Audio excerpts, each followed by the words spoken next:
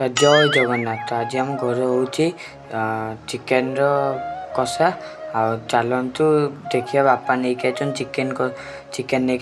बनाबुनी कर बापा मुझे वीडियो बनाऊँगी तो चलतु देखिए लेट करानी जल्दी जाकि देखिए केमती कौन अच्छे केमती कौन ना चलतु वेट करवानी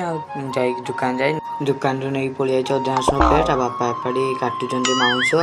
देखते बापा माउंस को भी छाड़ी सारे तेल एपटे